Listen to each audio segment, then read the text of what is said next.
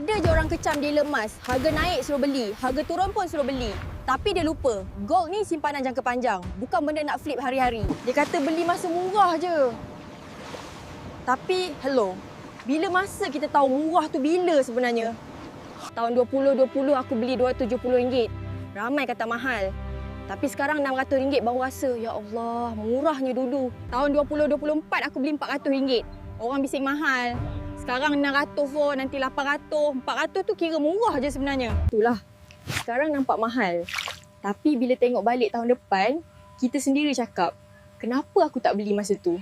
Ramai rasa 100 gram dah banyak. Tapi kalau net worth dah juta-juta, sepatutnya 500 gram baru balance. Baru betul-betul lindung kekayaan. Betul. Lagi banyak emas, lagi steady.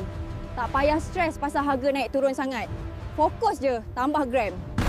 Kalau betul nak mula simpan emas secara selamat, guna public gold. Aku boleh guide step by step. Jangan buat sorang-sorang.